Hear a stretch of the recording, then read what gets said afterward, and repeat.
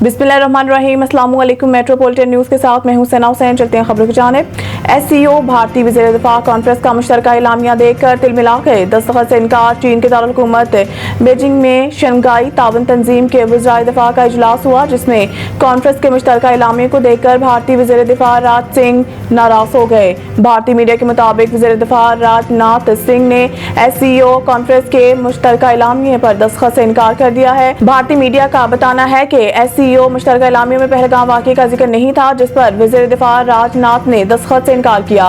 भारतीय मीडिया के मुताबिक SCO मुश्तरका एलामिया में भारत पर बलोचिस्तान में बिलवास्ता बदअमनी फैलाने का इल्जाम भी लगाया गया है। वाज़ेह रहे कि अप्रैल में मकबूजा कश्मीर के इलाके पहलगाम में 26 भारतीय सियाहों के कत्ल के बाद पाकिस्तान और भारत के दरमियान तनाव बढ़ गया है। भारत ने पहलगाम हमले का इल्जाम पाकिस्तान पर आयद करते हुए सिंध तास मुआहदे को मुअत्तल कर दिया और पाकिस्तान पर हमला किया। ताहम भारतीय इक़दामात पर पाकिस्तान ने भी भरपूर जवाब दिया। ईरानी कौम पाकिस्तानी अवाम के जज्बे और हमायत को कभी फरामोश नहीं करेगी। ईरानी सफीर ने इसराइल के खिलाफ जंग में फतह का जश्न मनाने के मौका पर पाकिस्तान की जानिब से भरपूर हमायत पर ज़बरदस्त खराज तहसीन पेश किया है। ईरान के पाकिस्तान में सफीर रजा मीरी मुकद्दम ने इसराइल के खिलाफ जंग में ईरान के तारीखी और फैसला कुन फतह के मौका पर पाकिस्तानी हुकूमत और अवाम को दिल की गहराइयों से खराज तहसीन पेश किया है। समाजी राब्तों की वेबसाइट एक्स पर जारी अपने बयान में उन्होंने कहा है कि ईरान पूरे अज़म के साथ लड़ने के बाद एक मुनसफाना और ताकतवर जंग बंदी दुश्मन पर नाफिज करने में बावकार कामयाबी हासिल कर चुका है। उन्होंने कहा कि इस सिलसिले में पाकिस्तान की तरफ से दी जाने वाली गैर मुतज़लज़ल हमायत को ईरानी कौम कभी नहीं भूलेगी। रजा मीरी मुकद्दम ने कहा है कि जब सुन्नी हुकूमत ने ईरान के खिलाफ जारियत की तो पाकिस्तान ने ब्रादर मुस्लिम मुल्क से और दोस्त ईरान के साथ गैर मुतज़लज़ल यकजहती और हमायत का मुजाहरा किया। पाकिस्तान ने इस मुश्किल घड़ी में बावकार और असूली मौक़िफ़ अख्तियार किया, जिस पर वो तहे दिल से शुक्रगुजार हैं। अपने बयान के इख्तिताम पर उन्होंने कहा कि ये तारीखी फतह मुस्लिम उम्मा की तारीख में एक काबिल फ़ख्र, ताकतवर और हक की फतह की अलामत के तौर पर हमेशा जिंदा रहेगी। पाकिस्तान आलमी अमन में अहम किरदार अदा करने को तैयार। अगले माह सलामती कौंसिल की सदारत संभालेगा। अक़वाम मुत्तहिदा के हेडक्वार्टर में होने वाली इस अहम मुलाकात में पाकिस्तान की मुजव्वज़ा प्रोग्राम ऑफ वर्क पर तफसीली गुफ्तगू की गई, जिसके तहत आलमी अमन सलामती के कई अहम अमूर पर सलामती कौंसिल के इजलास मुनक़िद किए जाएंगे। सफ़ीर आसिम इफ्तिखार अहमद ने वाज़िया किया है कि पाकिस्तान सलामती कौंसिल की सदारत के दौरान शफाफ मशावरती और तामीरी सिफारतकारी को फ़रोग़ देगा, ताकि आलमी मसाइल के हल में मौसर पेश रफ्त मुमकिन बनाई जा सके।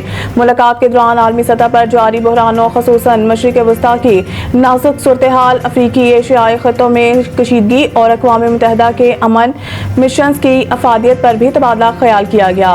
पाकिस्तान के सफ़ीर ने इस मौके पर अक़वाम मुत्तहिदा के चार्टर की पासदारी पर, अमन तनाज़ात के हल और इज्तिमाई कोशिशों की अहमियत पर जोर दिया। उन्होंने बैनुल-अक़वामी चैलेंजेस के हल के लिए कसीर-अल-जहती ताउन की ज़रूरत को उजागर करते हुए सेक्रेटरी जनरल के अमन इस्तेहकाम के लिए की जाने वाली कोशिशों की मुकम्मल हमायत का इयादा किया।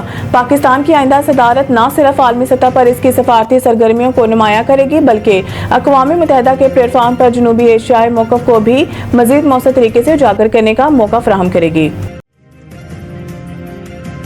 मखसूस नशिस्तें केस। लगता है PTI में कोऑर्डिनेशन का फुकदान था। जस्टिस मोहम्मद अली मज़हर मखसूस नशिस्तों से मुतल्लिक फैसले के खिलाफ नज़रसानी अपीलों पर समाअत जस्टिस अमीनुद्दीन खान की सरबराही में सुप्रीम कोर्ट के 11 रुकनी आईनी बेंच ने की, जिसमें PTI के वकील सलमान अकरम राजा ने दलाइल दिए। वकील सलमान अकरम राजा ने कहा है कि मैं Sindh high court bar case के फैसले का हवाला देना चाहता हूँ। ये फैसला मिसाल है, अदालत आइन बहाली के लिए मुदाखलत करती रही है। 3 नवंबर की एमरजेंसी के बाद कई इक़दाम किए गए। सुप्रीम कोर्ट ने इस एमरजेंसी को गैर आईनी कहा। इस एमरजेंसी के बाद किए गए तमाम इक़दाम भी कालअदम किए गए।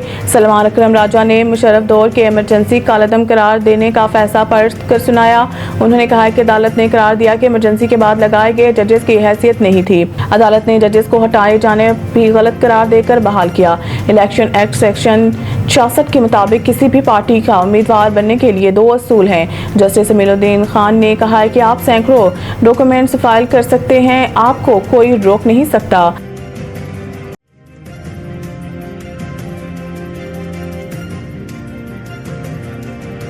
मज़ीद न्यूज़ अपडेट के लिए देखते रहिए मेट्रोपॉलिटन न्यूज़।